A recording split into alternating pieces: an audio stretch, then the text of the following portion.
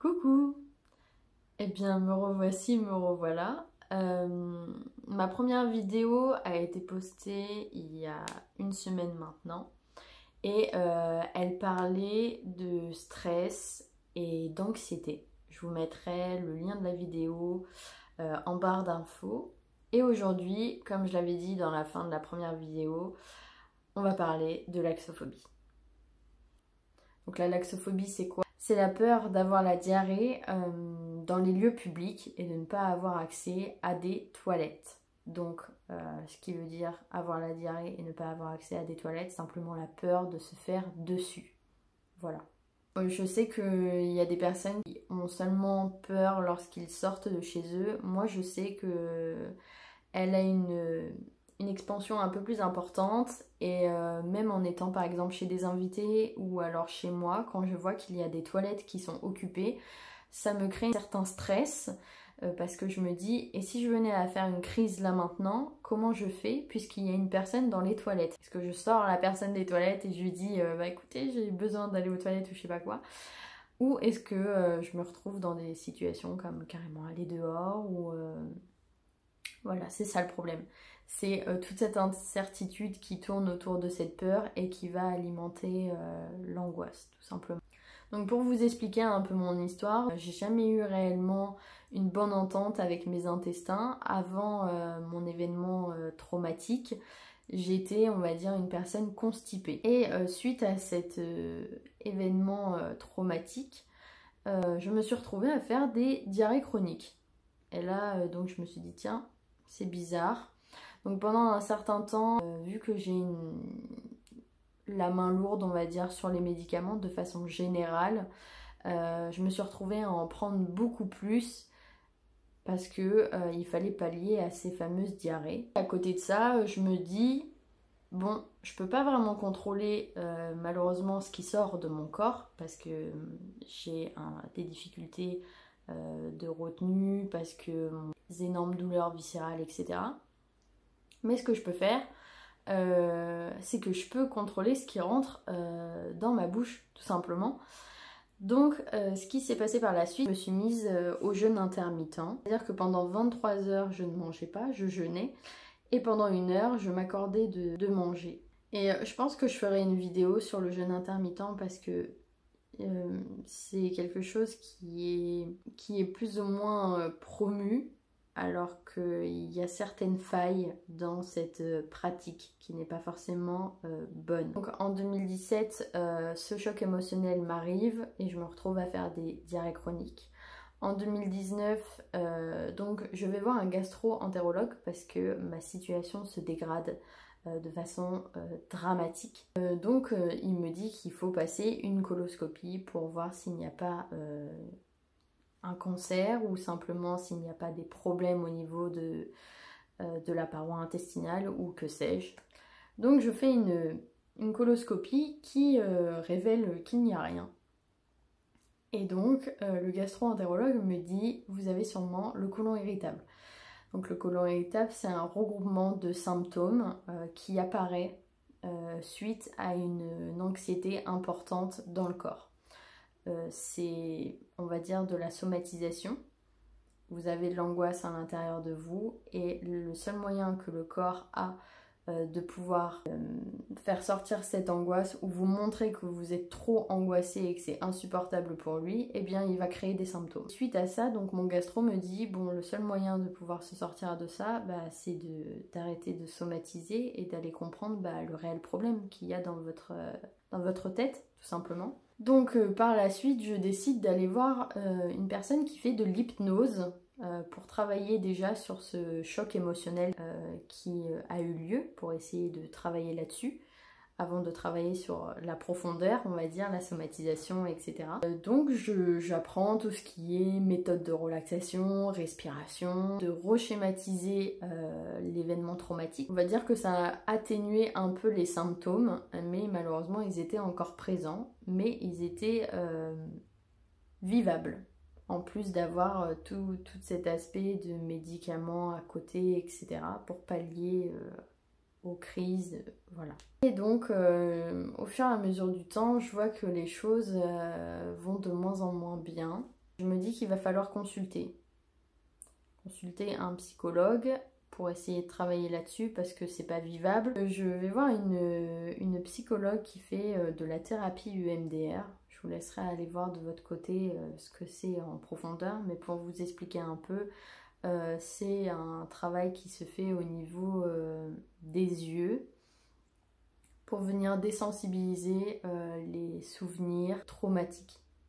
Alors on part, c'est-à-dire que, en tout cas moi c'est comme ça que ça marchait, on partait de mon souvenir de l'événement traumatique et puis ça venait réenchaîner au fur et à mesure sur plein d'autres traumatismes qui avaient pu avoir de l'impact sur ma vie tout simplement.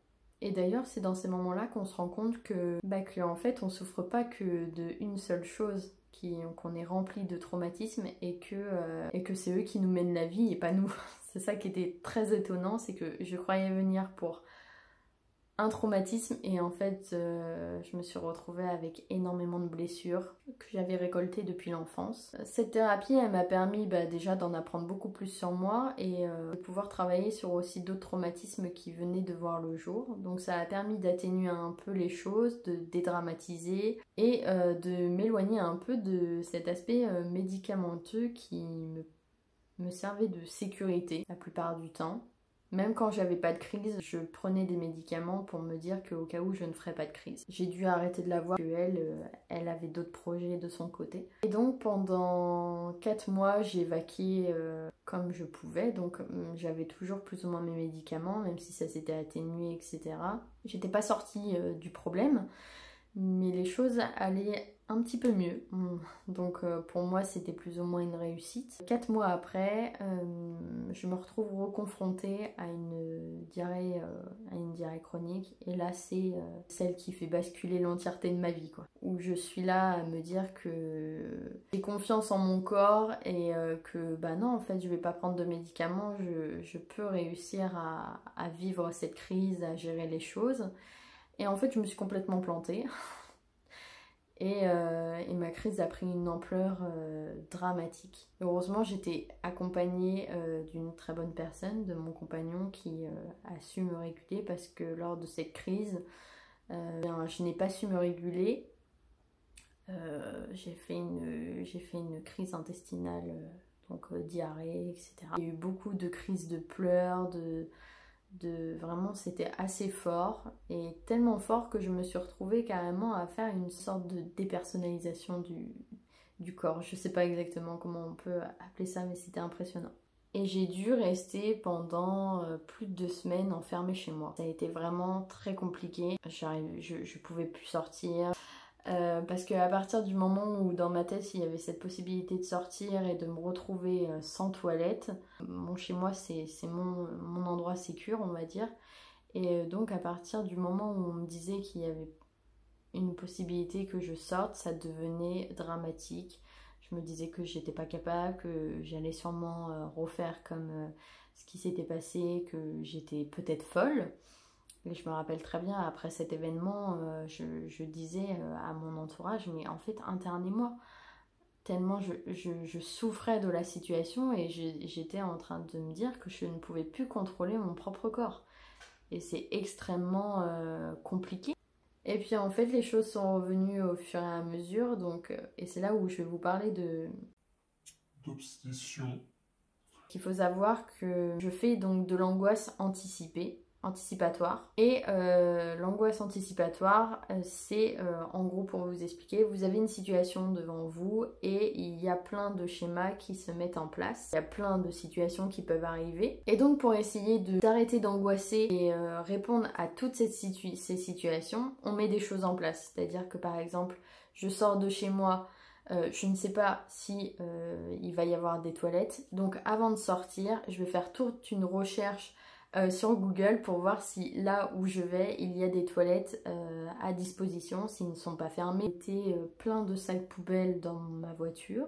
S'il venait à m'arriver un problème, j'avais des sacs pour pouvoir faire ce que j'avais à faire. Je promenais avec une bouteille d'eau pour pouvoir prendre mes cachets. Là où je me dis que ça devenait grave, c'était que si je venais à sortir et qu'il n'y avait pas ces éléments pour me rassurer, et il y avait forcément une crise qui allait se préparer. Et cet aspect d'obsession, je l'ai toujours, je travaille dessus, mais elle a beaucoup de place dans ma vie. Suite à ça, donc j'ai pas été internée, mais on m'a dit qu'il fallait évidemment que je consulte. Donc j'ai reconsulté un psychologue en EMDR. Avant de voir ce psychologue, j'avais décidé de faire une thérapie comportementale parce que lors de cet événement, les gens qui étaient autour de moi étaient tellement choqués, on va dire, qu'ils ont commencé à regarder ce dont je pouvais souffrir en fin de compte. Et là, la fameuse phobie est apparue, la laxophobie. C'est-à-dire que entre 2017 et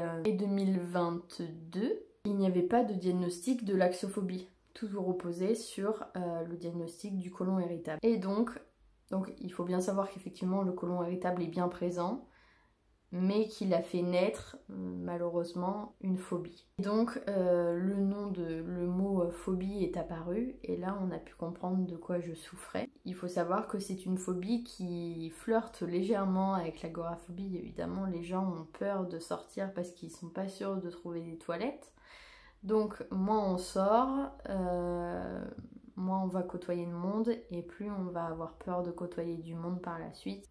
J'ai pu avoir le diagnostic à cause de cette crise, comprendre de quoi je souffrais et par la suite, donc comme je vous ai dit, j'ai recherché des psychologues. Donc le premier n'était pas efficace, la thérapie comportementale ne marchait pas. Elle était trop faible par rapport à l'intensité du problème et de ce dont je souffrais. Donc j'ai décidé de retourner voir quelqu'un pour faire de la thérapie EMDR. Et donc pour vous expliquer, je suis encore d'ailleurs en travail. Les choses s'atténuent au fur et à mesure. J'espère qu'elles vont s'arranger et que je vais arrêter de souffrir de ça. C'est pas grave, même si c'est 5 ans après, j'aimerais me sortir de cette réelle problématique parce qu'elle est très handicapante et elle a un impact énorme dans ma vie. J'espère du coup pouvoir faire un update d'ici peut-être quelques années ou quelques mois et dire bah ça y est en fait, je peux sortir sans faire de l'angoisse anticipatoire, sans faire ci, sans faire ça et me libérer de mes chaînes tout simplement, ce serait extraordinaire. Bon bah maintenant vous savez ce qu'est la laxophobie, je vous laisse aller voir de façon plus approfondie si vous souhaitez comprendre un peu plus les choses. Et je vous dis à la prochaine, et donc la prochaine vidéo parlera de réduction mammaire. Voilà, salut!